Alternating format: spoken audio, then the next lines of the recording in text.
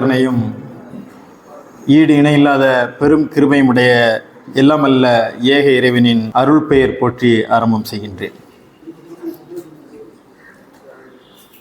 ஆம்பூர் சமரசம் வாசகர் வட்டம் சார்பாக மிகச் சிறப்பான முறையிலே வாசிப்பை மையப்படுத்திய ஒரு அமர்வை ஏற்பாடு செய்த தோழர்களுக்கு உள்ளபடியே நான் நன்றியையும் வாழ்த்தையும் பாராட்டையும் நான் தெரிவித்துக் கொள்கின்றேன். பேராசிரியர் மார்க் அறிஞர் ஜமாலுதீன் சாஹிப் அவர்கள்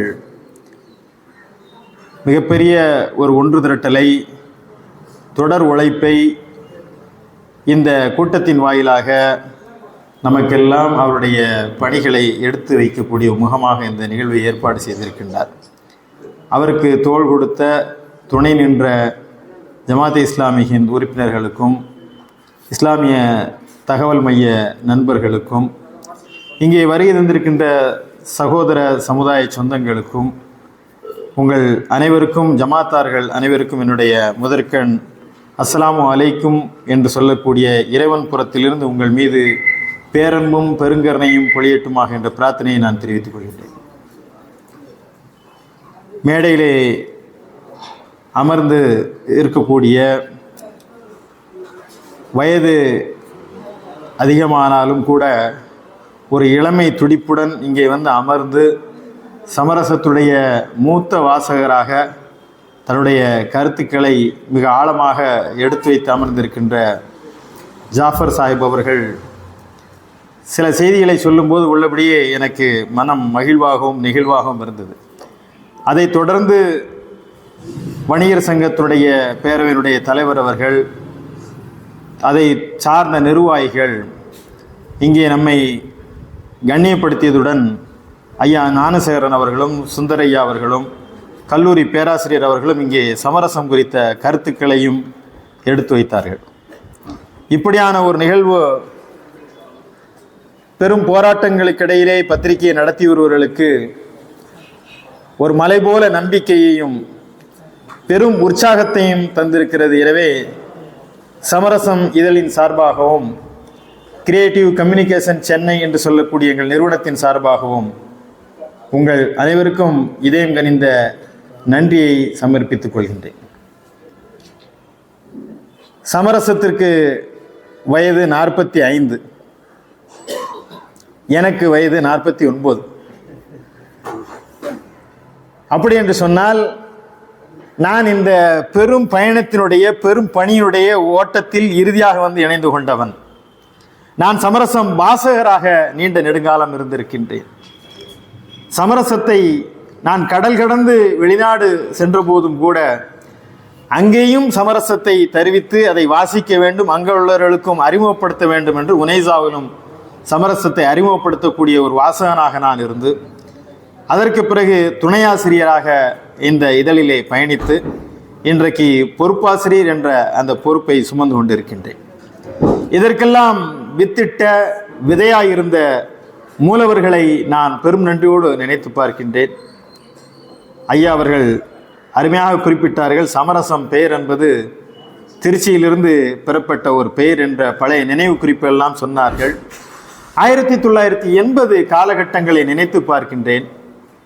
அப்போதெல்லாம் நவீன வசதிகள் இல்லாத ஒரு காலகட்டத்திலே, அதுவும் தமிழை தாய்மொழியாக கொண்டிராத, இன்னும் சொல்வதானால் வாணியம்பாடியை சார்ந்த மட்டக்காரர் குடும்பத்தை சார்ந்த இமே ஜமீல் அகமது அவர்கள் இந்த சமரசம் இதழை தொடங்குவதற்கு பெரும் முயற்சி எடுத்து அதை தொடங்கி வைத்தார்கள்.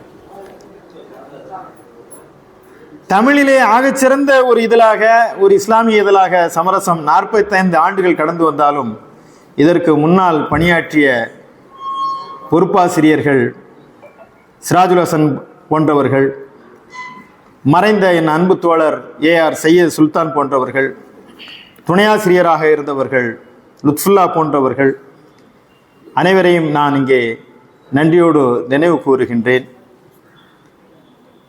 இந்த சமரசம் இதழ் 45 ஆண்டுகளை கடந்து நின்றாலும் கூட இன்றைக்கும் சவால் மிகுந்த ஒரு காலகட்டத்தில் ஒரு பத்திரிகையை எப்படியெல்லாம் வெற்றிகரமாக நடத்த வேண்டும் என்ற ஒரு ஃபார்முலா இருக்கிறது, சக்சஸ் ஃபார்முலா. பத்திரிகையை லாபகரமாக நடத்துவது எப்படி என்ற அத்தனை ஃபார்முலாவையும் சமரசம் ஒரு காலமும் பின்பற்றாது என்ற கொள்கையில் தான் இந்த பத்திரிகையை நடத்தி வருகிறோம். அது என்ன சக்சஸ் ஃபார்முலா? ஐயா அவர்கள் சொன்னார்கள், அட்டப்படத்தில் கவர்ச்சி நடிகை அல்லது சினிமா நடிகர்கள் படத்தை போடணும் என்ற ஒரு சக்சஸ் ஃபார்முலா. இன்னைக்கு தலை படத்தை போட்டால் அது ஒரு ரேட்டிங் தான், அந்த அட்டையை பார்த்தா வாங்குவாங்க, அதில் ஒரு செய்தி. இன்றைக்கு ஒரு நடிகை படத்தை போட்டால் இப்படியாக கவர்ச்சிகரமான ஒரு அட்டை படத்தை போட வேண்டும், அப்போதான் பத்திரிகை விற்கும். அந்த ஃபார்முலாவை நாங்கள் கையில் எடுக்க மாட்டோம். அடுத்து பார்த்தீர்கள் என்று சொன்னால் பரபரப்பான செய்திகள், விறுவிறுப்பான செய்திகள். சமரசம் ஒரு காலமும் பரபரப்பையும் விறுவிறுப்பையும் தருவதற்கான பத்திரிகை அல்ல என்பதை நாங்கள் முடிவு செய்தோம். பரபரப்பூட்டுவது பத்திரிகையினுடைய வேலை அல்ல, விறுவிறுப்பையும் சுவையும் கூட்டுவதற்காக அல்ல, ஒரு அறிவு சமுதாயத்தை உருவாக்குவதற்கான பெரும்பணியை செய்யக்கூடிய ஊடகங்கள் என்ற அடிப்படையில் சமரசம் அந்த சக்சஸ் ஃபார்முலாவை கைவிட்டது. அடுத்து எந்த வரைமுறையும் இல்லாமல் தலைப்புகளை இப்படி வச்சாதான் யூடியூப்ல இன்னைக்கு பாப்பா. அதாவது எந்த தலைப்பிற்கும் அந்த செய்திக்கும் தொடர்பில்லை என்று சொன்னாலும், ஒரு நடிகையினுடைய ஒரு பத்திரிகையில் அண்மையில் வந்து ஒரு செய்தி, ஒரு நடிகையினுடைய வீடியோ லீக் ஆகிவிட்டது. தலைப்பு ஒரு ஒரு பிரபல்யமான ஒரு நடிகையினுடைய வீடியோ லீக் ஆகிவிட்டது. முதல் பக்கத்தில் செய்தி விழுந்தடிச்சு போய் வாங்குறேன். என்ன அவன் நினைப்பான், வீடியோ லீக் ஆயிடுச்சுன்னா, நடிகையுடைய வீடியோ லீக் ஆயிடுச்சுன்னா ஏதோ ஒரு வீடியோ நினச்சி, அந்த நடிகை ஏதோ ஒரு ஷூட்டிங்கில் நடித்த அந்த படத்தினுடைய ஒரு சின்ன காட்சி வெளியே வந்துருச்சு. இதுதான் செய்தி. அதை எப்படி வெளியிடுறாங்கன்னு சொல்லி, நடிகையினுடைய வீடியோ லீக் ஆகிவிட்டது. அப்போ இப்படியெல்லாம் வந்து ஒரு மக்களை சுண்டி இழுக்கக்கூடிய தலைப்புகளை வைக்க வேண்டும். இல்லை என்று சொன்னால் மிக சண்டையை மூட்டிவிடக்கூடிய, வெறுப்பை தூண்டுகின்ற தடாலடி தலைப்புகளை, இன்னொருவர் காலி, அவர் தற்கொலைக்கு முயன்ற, இந்த மாதிரியான செய்திகளை முன்னிலைப்படுத்தினால் யூடியூப்லேயும் ரீச் அதிகமாக்கலாம். அவங்களே சொல்கிறாங்க, நீங்கள் ரீச் அதிகமான தலைப்பு வந்து நெகட்டிவாக வைங்க, யாராவது சீன்ற மாதிரி வைங்க. அப்போ இந்த மாதிரியான தலைப்புகளை வைக்கக்கூடிய செயலை சமரசம் ஒருபோதும் செய்யாது. அடுத்து மக்களுடைய உணர்வுகளுக்கு தீனி போடுவது, உணர்ச்சியை, கொந்தளிப்பை, நாட்டில் நடக்கக்கூடிய ஏதாவது ஒரு பிரச்சனை எடுத்துக்கொண்டு, இன்றைக்கு அரசியலே அந்த நிலைக்கு வந்து விட்டது. நீ கெட் அவுட் மோடி என்று சொன்னால் நான் கெட் அவுட் ஸ்டாலின் என்ற அளவுக்கு தான் இன்றைக்கு அரசியல் இருக்கிறது. அந்த அரசியல் என்பது போட்டி அரசியலாக, அறிவுத்தளத்திலே மக்கள் சந்திக்கின்ற பிரச்சனையை இன்றைக்கு எப்படி கையாள வேண்டும் என்ற நிலையில் இருந்து மாறி, ஒரு சண்டை களத்திலே நின்று அதை எப்படி மக்களுடைய கவனத்தை திசை திருப்பது என்பதை போன்ற செய்திகளுக்கு முக்கியத்துவம் தருவது. இன்னும் சொல்வதானால், லாபகரமான பத்திரிகை நடத்துவதற்கு விளம்பரங்கள் தேவை. அந்த விளம்பரங்களை செய்வதற்கு சில காம்ப்ரமைஸ் என்று சொல்லக்கூடிய ஒரு ஒத்திசைவு அல்லது ஒரு சமாதானத்தை நாங்கள் மேற்கொள்ள வேண்டும். அதையும் சமரசம் ஒரு காலமும் செய்யாது என்ற முடிவுக்கு வந்தோம். சினிமா விளம்பரங்களை வாங்குவதில்லை. மது, பீடி போன்ற விளம்பரங்களை தொடக்கத்தில் வந்தபோது கூட அதற்கு கடும் எதிர்ப்பு வந்து அதை நாங்கள் கைவிட்டோம். அது போன்ற விளம்பரங்களை நாங்கள் வைக்க முடியாது. சமரசம் பள்ளிவாசல்களுக்கு செல்கிறது. எனவே பெண்களுடைய படங்களை போட்டு ஆடை விளம்பரங்கள், இது போன்ற கவர்ச்சியான, பார்த்ததும் கொஞ்சம் கவர்ச்சி ஊட்டக்கூடிய படங்களை தவிர்க்க வேண்டும். சினிமா விளம்பரங்களை தவிர்த்தாச்சு, கவர்ச்சி விளம்பரங்களை தவிர்த்தாச்சு. இந்த மாதிரியான தொழில் தர்மம் என்று சரியான விளம்பரமா இருக்கிறதா என்பதை பார்த்து போட வேண்டும். ஏனென்றால் அந்த விளம்பரத்திற்கு ஒரு வகையிலே பொறுப்பு திறப்பு பத்திரிகையில் இருக்கும். எங்க பத்திரிகையில் எழுதுறதுக்கு நாங்கள் பொறுப்பேற்க மாட்டோம். பொறுப்பு துறப்பு, நீங்க இந்த தொலைக்காட்சியிலும் பார்த்தா போடுவாங்க, பொறுப்பு துறப்பு. அந்த பொறுப்பு துறப்பை நாங்கள் செய்ய மாட்டோம். பொறுப்பு ஏற்பு. பத்திரிகை நாங்கள் நடத்துகிறோம், நாங்கள் விளம்பரம் வாங்குகிறோம். அந்த விளம்பரம் சரியானதா இல்லையாங்கிறத செக் பண்ணணும். இப்போ வந்த ஒரு விளம்பரத்தை அதற்கென்று ஒரு குழுவை வைத்திருக்கின்றோம். சமரசத்தில் வரக்கூடிய செய்திகளை அப்படியே போடுவதல்ல சமரசம். சமரசம் என்றால் நான் அதைத்தான் சொல்கிறேன். நான் ஒரு பொறுப்பாசிரியர் இருக்கின்றேன். என்னமோ நாம் அந்த பத்திரிகை சொந்த பத்திரிகை மாதிரி வரக்கூடிய கட்டுரைகளை எல்லாம் அப்படியே எடுத்து எனக்கு தேவையான கட்டுரைகளை போடுவதென்ற அந்த எண்ணம் உங்களுக்கு இருக்கலாம். உண்மை அப்படி அல்ல. சமரசத்திற்கு வாசகர்கள், எழுத்தாளர்கள், படைப்பாளர்கள் கட்டுரை அனுப்புவார்கள். அந்த கட்டுரையை நாங்கள் ஒரு 11 பேர் கொண்டு ஆசிரியர் குழுவில் ஒவ்வொரு இதிலையும் வந்து சப்மிட் பண்ணுவோம். அதில் மருத்துவர்கள் இருக்கிறார்கள், மார்க்க அறிஞர்கள் இருக்கிறார்கள், தமிழறிஞர்கள் இருக்கிறார்கள். எல்லாரும் வந்து அந்த கட்டுரைகளை ஆய்வு செய்கிறாங்க. இது இந்த காலத்துக்கு ஏற்புடையதாக இருக்கிறதா, சமரசத்துடைய தரத்திற்கும் மக்களுக்கு இந்த செய்தி அவசியமாக இருக்கிறதா என்ற அடிப்படையிலே அதை ஆய்வு செய்து அதை தேர்வு செய்துதான் இந்த பத்திரிகையை நாங்கள் வெளியே கொண்டு வருகிறோம். எனவே அதற்கு கூடுதல் பொறுப்பு இருக்கிறது என்ற நிலையிலிருந்தும் சமரசம் பத்திரிகையை நடத்தி கொண்டிருக்கின்றோம்.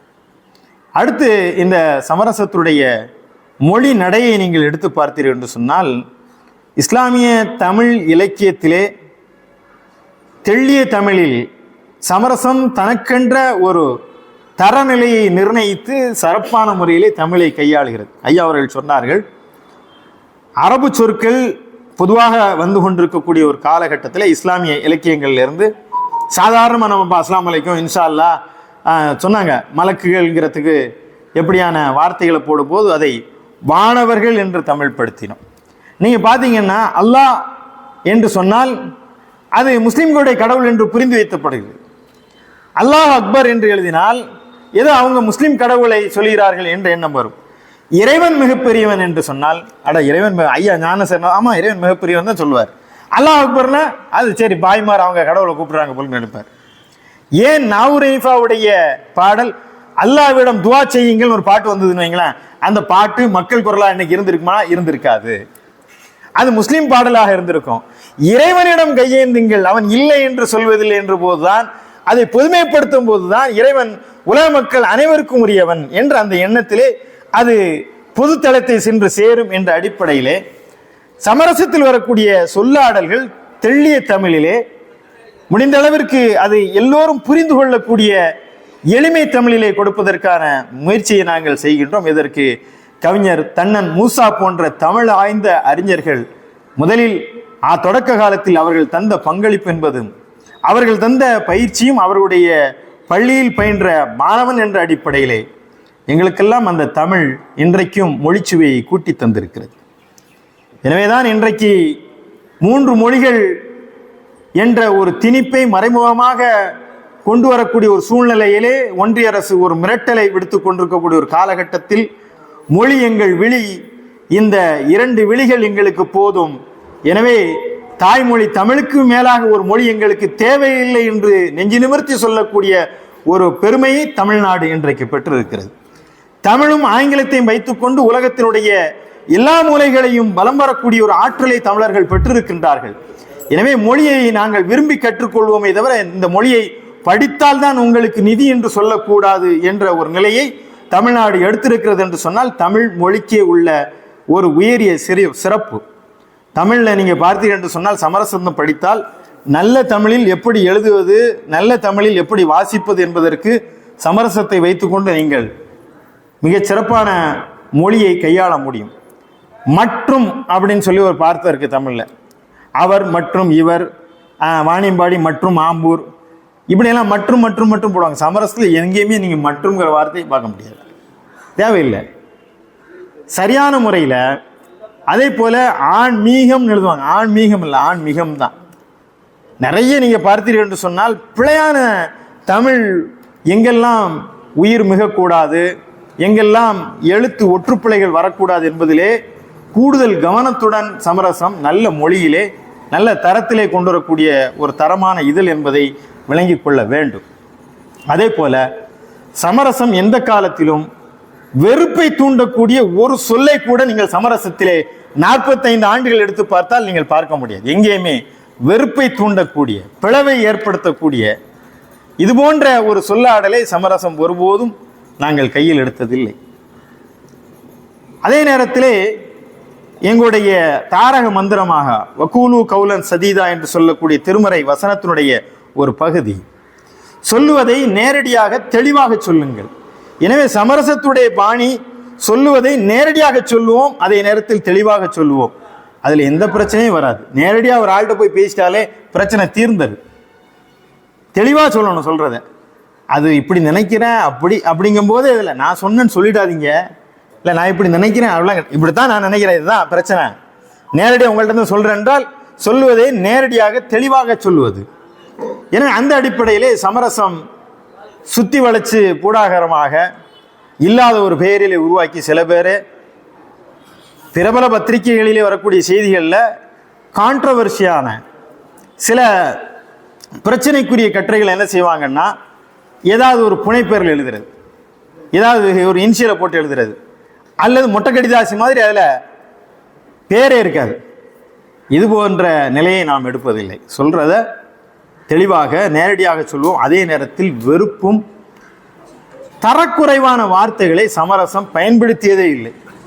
சமரசம் மொழிய மரபிலே எடுத்து பார்த்தோம் என்று சொன்னால் ஒரு வார்த்தை கூட முட்டாள்தனமான கிறுக்குத்தனமான இந்த மாதிரியான எந்த வார்த்தைகளையும் நீங்கள் 45 ஆண்டுகால இதில் பார்க்க முடியாது.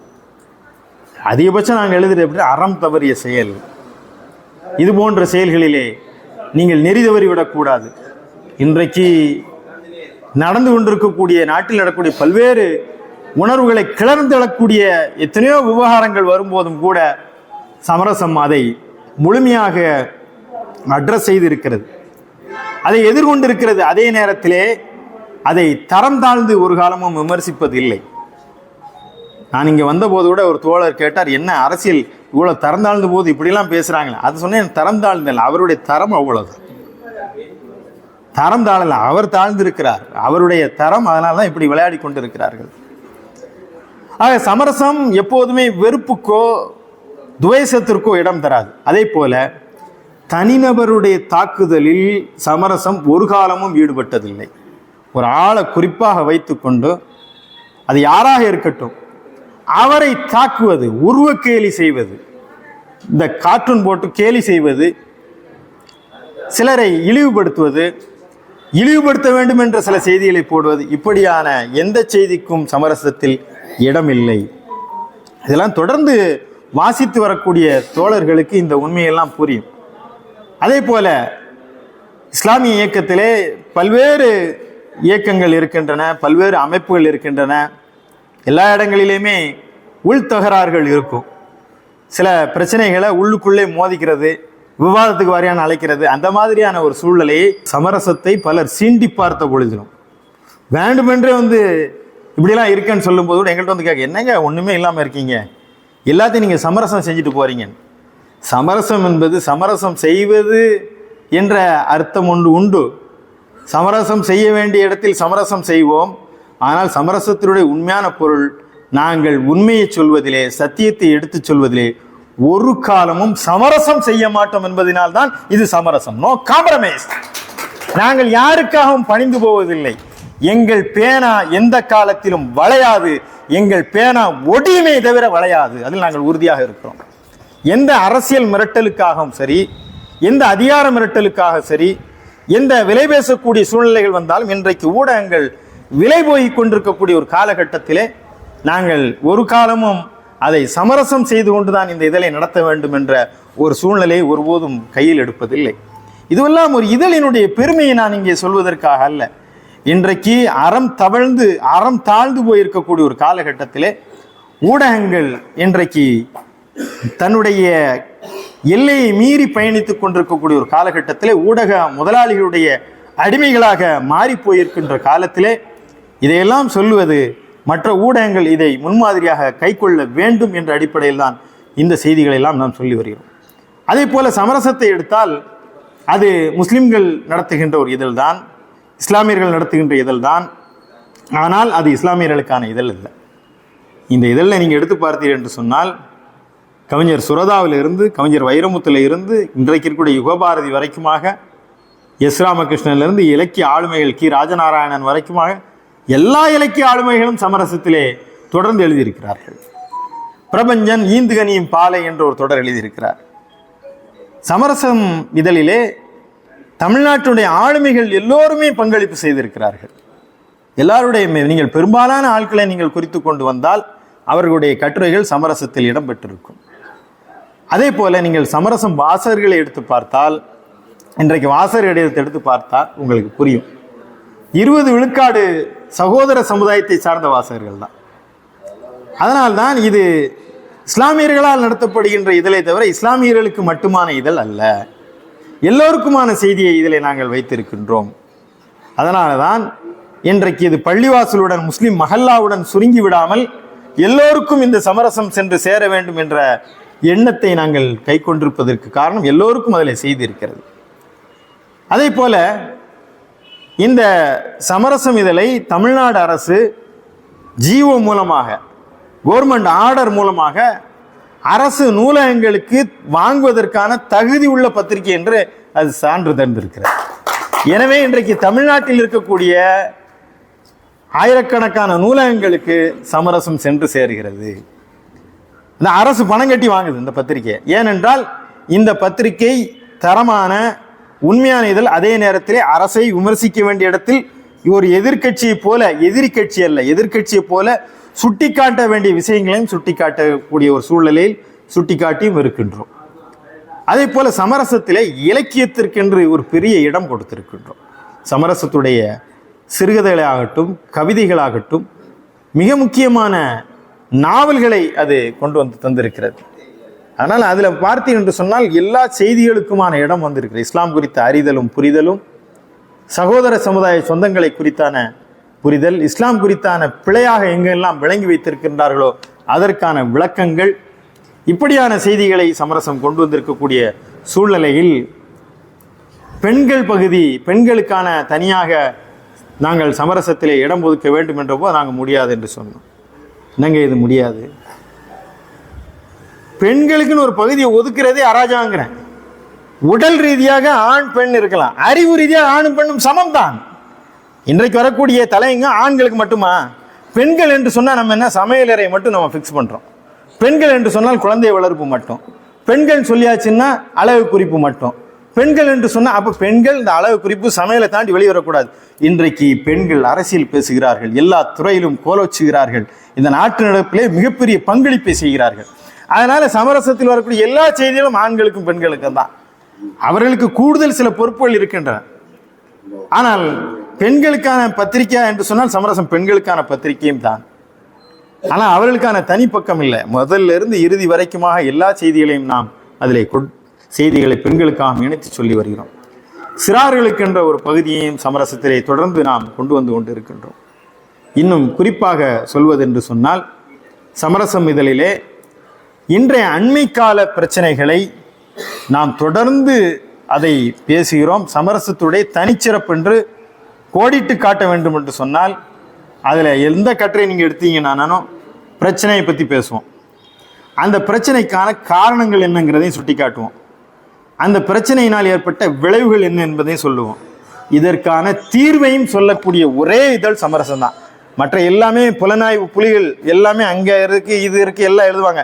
என்ன தீர்வு? கிடையாது, தீர்வு இல்லை. ஆனால் நீங்கள் சமரசத்தை எடுத்து பார்த்தால் கட்டுரைகளிலே தீர்வு என்றே ஒன்றை வைத்திருப்போம். இதுதான் இதற்கு சொல்யூஷன், இந்த பிரச்சனைக்கு இதுதான் தீர்வு, இது பிரச்சனை, இந்த பிரச்சனைக்கான காரணம் இது, இதனால் இந்த பிரச்சனையினால் இவ்வளோ விளைவுகள் ஏற்பட்டிருக்கு, இதற்கு இந்த தீர்வு என்று தீர்வையும் முன்வைக்கக்கூடிய, தீர்வு இல்லாமல் கட்டுரைகளை நாம் வெளியிடுவதில்லை. சமரசம் தலையங்கத்தை ஆய்வு செய்தால் உங்களுக்கு மிக முக்கியமான பல உண்மைகள் புரிபடும். எந்த அளவு என்று சொன்னால் சமரசத்தில் வரக்கூடிய செய்திகளை நீங்கள் துணிந்து வெளியே புள்ளி விவரத்தோடு சொல்லலாம். எங்கேயுமே தவறான தரவுகளை நாங்கள் தருவதில்லை. சந்தேகமாக ஐயமாக இருக்கிறது ஒரு கட்டுரை எழுதும் போது இது இந்த இதுவா என்ற சந்தேகம் வந்தால் விட்டுவிடுவோம். அந்த கட்டுரை வேண்டாம், அந்த தகவலே வேண்டாம். ஆனால் சரியான தகவல் இவ்வளவுதான், இந்த இதில் சரியான தகவலை மட்டும்தான் நாம் எடுத்துக்கொள்வோம். அதற்காக ஆய்வு செய்து நாம் ஒன்றுக்கு பல முறை அதை சரிபார்க்கக்கூடிய இடங்களில் சரிபார்த்து அந்த செய்திகளை தருகிறோம். எனவே தான் சமரசம் இதனுடைய தலையங்கத்தை ஆய்வு செய்து பேராசிரியர் அகமது மரைக்காயர் டாக்டர் பட்டம், முனைவர் பட்டம் பெற்றிருக்கிறார், PhD பட்டம் வாங்கியிருக்கிறார். சமரசத்தை படித்து 7 மாணவர்கள் MPhil பட்டம் பெற்றிருக்கிறார்கள், ஆய்வு செய்திருக்கிறார்கள். நான் சொல்வது சும்மா புரட்டி பார்த்து வாசகர் கடிதம் எழுதுவதல்ல, ஆய்வு செய்து அதில் முனைவர் பட்டம் பெற்றிருக்கின்றார்கள். இன்னும் இந்த சமரசத்தினுடைய மிகப்பெரிய ஒரு சிறப்பு என்று சொன்னால், நீங்கள் குத்துமதிப்பாக நான் ஒரு நீங்கள் இந்த நிகழ்ச்சி முடிந்த பிறகு நீங்கள் ஒன்று பண்ணுங்கள். இந்த 2 ஆண்டு காலத்தில் குறிப்பாக இப்போ 2 ஆண்டு காலம் வச்சுக்கிறோம். இந்த 2 ஆண்டு காலத்தில் என்னென்ன பிரச்சனைகள் வந்திருக்குன்னு நீங்கள் ஒரு லிஸ்ட் எழுதுங்க. அல்ல உங்களுக்கு கண் முன்னாடி பூதாகாரமாக வரக்கூடிய என்னென்ன பிரச்சனைகள் எழுதுங்க. அந்த பிரச்சனைகள் அனைத்தையும் சற்றேறக்குறைய சமரசம் அதை பேசியிருக்கும்.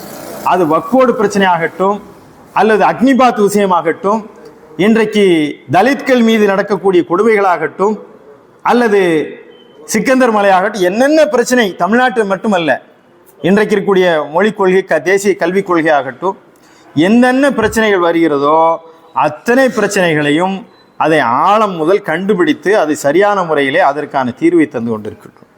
இன்னும் குறிப்பாக பல செய்திகள் ஊடகத்திற்கு வருவதில்லை, வெளிச்சத்திற்கு வருவதில்லை. அதுவெல்லாம் அது ஓரமாக முடங்கி போய்விடும். அவர்களை வெளிக்கொண்டு வருவதற்காக சின்ன சின்ன சாதனை புரிந்திருப்பார்கள், மிகப்பெரிய ஆற்றல் இருக்கும். ஆனால் அவர்களுக்கு வெளிச்சம் இல்லாமல் இருந்திருக்கும். அவர்களுக்கு சரியான வெளிச்சம் போட்டு காட்டுவதற்காக கடைசி பக்கத்தை நீங்கள் ஆய்வு செய்து பார்த்தால், சமரசம் கடைசி பக்கத்தை எடுத்து பார்த்தால், யாரெல்லாம் சாதனை புரிந்திருக்கின்றார்களோ தங்களுடைய துறையிலே, யாரெல்லாம் மிளிர்கின்றார்களோ, அவர்கள் எளிய மனிதர்களாக இருந்தாலும் அவர்களையும் நாம் அடையாளம் கண்டு அவர்களையும் ஆவணப்படுத்தி வரக்கூடிய ஒரு செய்தியும் நாம் செய்து வருகிறோம். குறிப்பாக சில செய்திகளை நாம் அறியாமல் இருக்கின்றோம். கடந்த 10 ஆண்டுகளுக்கு மேலாக வகுப்புவாத ஆட்சிக்கு பிறகு எங்கும் வெறுப்பு வீசிக்கொண்டே இருக்கிறது. எங்கு பார்த்தாலும் துவேஷம், வெறுப்பு, மத பிரச்சனைகள் எல்லாம் இன்றைக்கு நம்மை அறியாமல் வெறுப்பு மதில் சுவரை கட்டிக்கொண்டே இருக்கின்றார்கள். வெறுப்புக்கு பதில் இன்னொரு வெறுப்பு என்ற நிலையிலிருந்து மாறி சமரசம் வெறுப்புக்கு பதில் அன்பு என்ற ஒன்றை எடுத்து வைக்கின்றோம். எனவே வெறுப்பை நீக்கக்கூடிய எல்லா வழிமுறைகளையும் நாம் கையாளுகிறோம். வெறுப்பை விதைத்து கொள்ளக்கூடியவர்களுக்கு நாம் அந்த வெறுப்பு வணிகர்களுக்கு சவாலாக சில பணிகளை செய்து வருகிறோம். அதனால் என்னவென்று சொன்னால், இன்றைக்கு இஸ்லாமோபோபியா என்று சொல்லக்கூடிய இஸ்லாத்திற்கு எதிரான வெறுப்பு படுகொலைகள் இந்தியா முழுவதும் நடந்து கொண்டே வருகிறது. அது எந்த பத்திரிகையிலும் வருவதில்லை, ஒரு பெட்டி செய்தியாக கூட வருவதில்லை. அதை நாம் தொகுத்து தரக்கூடிய ஒரு பத்திரிகை சமரசம் தான். இன்றைக்கும் ஆதாரபூர்வமாக இந்தியா முழுவதும் நடக்கின்ற படுகொலைகள், இந்தியா முழுவதும் மாட்டிறைச்சியின் பெயரால், இந்தியா முழுவதும் அடையாளத்தின் பெயரால், இந்தியா முழுவதும் சிறுபான்மையர்களும் எந்தெந்த சிக்கல்களுக்கு எந்தெந்த அழிவுக்கு உள்ளாகிறார்கள், எவ்வளவு படுகொலைகள் மாதந்தோறும் நடக்கிறது என்பதை ஆய்வு செய்து தரவுகளுடன் ஒவ்வொரு தினம் 12 இதழ்களை நீங்கள் பார்த்தீங்கன்னா தெரியும். இந்த மாத இந்தியா என்ற தலைப்பிலே நாம் தொடர்ந்து அதற்கென்று ஒருவரை நியமித்து அதை சரி செய்து நாம் போட்டுக்கொண்டே வருகிறோம். ஏதோ 4 கட்டுற வருது சமரசத்துக்கு, அதை அப்படிலாம் தொகுத்து அப்படி போட்டு பத்திரிகை நடத்துவோம் என்ற எண்ணம் அல்ல. அதே போல சமரசம் களத்தில் நின்று பேசுகிறது. ஏதோ நாங்கள் மேசையில் உட்கார்ந்துட்டு ஏதோ வேலைகளை செய்கிறோம் என்ற மாதிரி அல்ல. சமரசம் செய்த களப்பணிகள் மிக முக்கியமானது. நேரத்தினுடைய சூழலை கவனத்தில் கொண்டு 1-2 நான் சுருக்கமாக சொல்ல விரும்புகிறேன். திருவிழாங்காடு என்ற ஒரு இடம் இருக்கு சென்னையிலிருந்து. அந்த திருவிழாங்காட்டில் இருக்கக்கூடிய அரிச்சந்திரபுரம் என்ற ஒரு சின்ன ஒரு ஊர். அவர்கள் அந்த ஊரில் எல்லாருமே சாணை தீட்டக்கூடியவர்களாக இருந்தார்கள். தோளில் சாணை மிஷினை போட்டு நீங்கள் பார்த்தீங்கன்னா இங்கே இருக்கும் நினைக்கிறேன், கத்தி இது அருவமனைக்கு சாணம் பிடிக்கிறோன்ட்டு. அந்த சாணை பிடிக்கக்கூடியவர்கள் எல்லாம் அதை ஒரே ஊரை சேர்ந்தவர்கள், அரிச்சந்திரபுரம் என்ற அந்த ஊரில் இருந்து. அவர்கள் சென்னை முழுவதும் தோள்களிலே தூக்கிட்டு அலைவாங்க. நீங்கள் பார்த்தீங்கன்னா தெரியும், தோள்களில் தூக்கி வச்சுட்டு அவ்வளோ வெயிட்டும். ஒரு தலைமுறை அங்கே கல்வி இல்லை, பள்ளிக்கூடம் இல்லை. அப்போ இதை கள ஆய்வு செய்து அரிச்சந்திரபுரத்து சாணைக்காரர்கள் என்ற ஒரு கவர் ஸ்டோரியை சமரசத்தில் வெளியிட்டோம். அதற்கு பிறகு கேரளாவில் இருக்கக்கூடிய ஒருமா அறக்கட்டளை அந்த ஊரை ஆய்வு செய்து அந்த ஊரை தத்தெடுத்து அந்த ஊரிலே பள்ளிக்கூடத்தை கட்டி அவர்களுக்கு வீடுகளை கட்டி கொடுத்திருக்கிறார்கள். அந்த சாணை தொழிலாளர்களுக்கு இன்றைக்கு தோளிலிருந்து அவர்களை இறக்கி வைத்து வாகனங்களை வைத்து அவர்கள் அதில் கொண்டு போவதற்கான வேலையை செய்திருக்கின்றோம். அதே போல வேதாரண்யத்திலே நிறைய மூங்கில் காடுகள் வளர்ந்து வரும்போது ஒரு மூலிகை காடுகளை சத்தம் இல்லாமல் கொள்ளையடித்துக் கொண்டே இருந்தார்கள். அப்போ அழிய காத்திருக்கும் தூங்காவனம் என்ற ஒரு கவர் ஸ்டோரியை நாம் உள்ளே போகிறோம், அந்த காட்டுக்குள்ளே போகிறோம். போய் எப்படியெல்லாம் அந்த மூலிகைகள், ரொம்ப முக்கியமான மூலிகைகள், ஒவ்வொன்றும் சாதாரண மதிப்பல்ல, பல லட்சத்திற்கும் கோடிக்கும் விலை மதிக்கக்கூடிய மூலிகைகள் எல்லாம் அழித்து விடுகிறார்கள். அங்கே கருவேல மரங்கள், முள்செடிகள் வளர ஆரம்பித்து விட்டது. இதே அரசு கவனத்திற்கு கொண்டு சென்று அந்த மூலிகை காட்டை மீட்டெடுப்பதற்கான ஒரு பெரும் முயற்சியும் சமரசம் மேற்கொண்டது. அதே போல கரிபடியும் நிலம் அப்படின்னு சொல்லி ஒரு முக்கியமான ஒரு ஆர்டிக்கல். என்ன கரிபடியும் நிலம் அப்படின்னு சொல்லியாச்சுன்னா, நாகூரில் உங்களுக்கு நாகூர் தர்கா இருக்கு. தர்காவை பார்த்தா அப்படி வெள்ளையர்னு பிரைட்டாக இருக்கும். என்ன இந்த தர்காவுக்கு யார் வெள்ளையடிச்சு கொடுக்குறா தெரியுமா? காரைக்காலில் இருக்கக்கூடிய ஒரு கார்ப்பரேட் கம்பெனி வெள்ளையடிச்சு கொடுக்குறான், மெயின்டெனன்ஸ் பண்ணுறான். ஏன் அவன் மெயின்டெனன்ஸ் பண்ணுறான்னா, அவன் அங்கே ஒரு நிலக்கரி ஆலையை வச்சுருக்கான். அந்த நிலக்கரி ஆலையிலேருந்து வரக்கூடிய தூசு எல்லாம் கருப்பாக்கிடும். வீட்டை இப்படி கூட்டுன்னு வைங்களேன், வீடு ஃபுல்லாக இவ்வளோ குப்பை. பிள்ளைகளுடைய நுரையீரல் பிரச்சனை வந்து நிறைய பேருக்கு சுவாச பிரச்சனை. அப்போ இந்த கரி படியக்கூடிய அந்த நிலம் எப்படி மாசடைகிறது, அது சுற்றுச்சூழலுக்கு எவ்வளோ பாதுகாப்புலாம் இருக்கிறது என்பதை தடைகளை தாண்டி அந்த ஏரியாக்குள்ளே போய் ஆய்வு செய்து உண்மையை பலரிடம் நாம் ஆய்வு செய்து நீங்கள் பார்க்கலாம், பல தரவுகளை நாம் வெளியே கொண்டு வந்தோம். இந்த ஜிஎஸ்டி பிரச்சனை வந்த பிறகு இந்த ஜிஎஸ்டி பிரச்சனையினால் எவ்வளவு தூரம் மக்கள் பாதிப்படைகிறார்கள் என்பதை களத்தில் நின்று சொல்ல வேண்டும் என்று 2 நாட்கள் திருப்பூரை மையமாக, திருப்பூருக்கு போனீங்கன்னா அங்கே ஒரு போர்டு வந்து போட்டிருப்பாங்க. என்ன போட்டிருப்பாங்க? வேலைக்கு ஆட்கள் தேவைன்னு. திருப்பூருக்கு போனால் எவனும் பிழைச்சிக்கலாம், அது நீங்கள் பார்க்கலாம். யாராவது வீட்டில் கோவிச்சுட்டு சண்டை போட்டு எங்கே போகலான்னு திருப்பூருக்கு போனால் பிழைச்சிக்கலாம், வேலை இருக்கும் உங்களுக்கு திருப்பூரில். அப்படிப்பட்ட ஒரு திருப்பூர் இந்த ஜிஎஸ்டிக்கு பிறகு போனீங்கன்னா கண்ணீர் விட்டு அழக்கூடிய அளவு. நிறைய கம்பெனிகள் வெறிச்சோடி போய் கிடக்குது. இங்கே கம்பெனி மூடப்பட்டுள்ளது என்ற போர்டை பார்க்குறோம். நிறைய முதலாளிகள் தற்கொலை செய்து கொண்டார்கள். ஜிஎஸ்டிக்கு பிறகு அந்த நகரம் சின்னாபின்னமாகிவிட்டது. நாங்கள் அப்படியே ஆய்வு செய்தோம். அதை பார்த்து ஒரு பெரிய பத்திரிகையிலேருந்து எங்கள் அழைத்து நீங்கள் சொன்ன செய்திகள் அதிர்வூட்டக்கூடியதாக இருக்குது. நாங்கள் அந்த இதில் நீங்கள் பாருங்கள், அவர்கள் ஒன்றிய அரசுக்கு ஆதரவாக இருக்கக்கூடியவர்களிடமிருந்தும் அந்த ஒரு மிகப்பெரிய ஒரு தொழிலை முனைவர்கிட்ட கூட நாங்கள் வந்து வாங்கி போட்டோம். இது உங்களுடைய நிலை என்ன? அவர் அந்த உண்மையை ஒத்துக்கொண்டார். அங்கே இருக்கக்கூடிய பல்வேறு அமைப்புகளை சந்திக்கின்றோம், மக்களை சந்திக்கின்றோம், தொழிலதிபர்களை சந்திக்கின்றோம். எல்லாரையும் சந்தித்து போய்விட்டு ஒரு தகவலை நாங்கள் தமிழ்நாடு அரசுக்கு சொன்னோம். அங்கே போதைப் பொருள் கடத்தக்கூடிய ஒரு மையமாக நைஜீரியாவிலிருந்து மிகப்பெரிய அளவில் அங்கே ஒரு கும்பல் உள்ளே வேலை செய்து கொண்டு இருக்கிறது. அவர்களுக்கு லைசன்ஸ் கிடையாது, ஆனால் வண்டியில் போவாங்க. அங்கே மிகப்பெரிய அளவில் அதையும் நாங்கள் கவனப்படுத்தி இருந்தோம். கதிராமங்கலத்தில் ஓஎன்ஜிசி உள்ளே வரும்போது உள்ளே போக முடியாது என்று அந்த விவசாய நிலங்களுக்குள்ள நாங்கள் சென்றோம். தடைகளை மீறி உரிமையோடு உள்ளே போய் அதை ஆவணப்படுத்தி முதல்ல அதை வெளியே கொண்டு வந்து அட்டையில் போட்டுனா நாங்கள் கொள்ளையனை வெளியேறு என்ற அடிப்படையில் அந்த கவர் ஸ்டோரி நாங்கள் வெளியிட்டிருந்தோம். அதே போல் எங்களுடைய ஜமாத்துடைய உறுப்பினர்கள் இருக்கக்கூடிய தமிழ்நாடு முழுவதும் அல்ல, இந்தியா முழுவதும் ஜமாத் இஸ்லாமி பிள்ளைகள் இருக்கின்றார்கள், உறுப்பினர்கள் ஊழியர்கள் பணி செய்கிறார்கள்.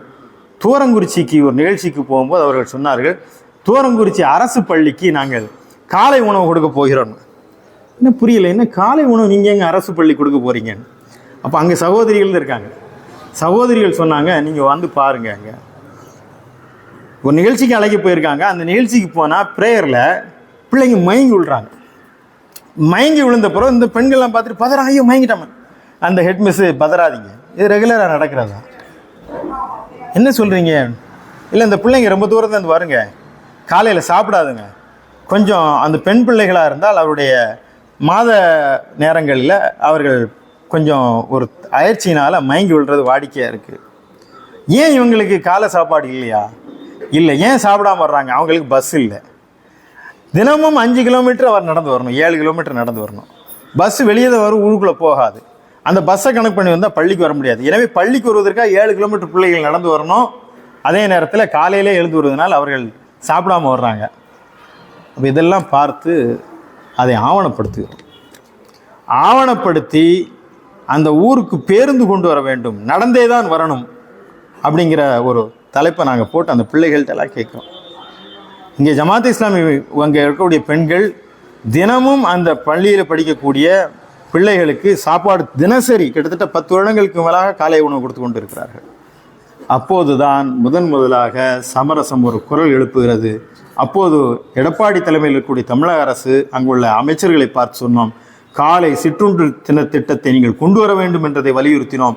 மீண்டும் தமிழ்நாடு அரசுக்கு கொண்டு வந்தோம். இன்றைக்கு காலை சிற்றுண்டி திட்டத்தை முதலமைச்சர் காலை சிற்றுண்டி திட்டம் கொண்டு வந்தது என்று சொன்னால் அதற்கான தொடக்க புள்ளியிலே ஒரு பங்கை சமரசம் வகித்திருக்கிறது என்று கள ஆய்வு செய்து இதெல்லாம் இருக்கிறது என்று.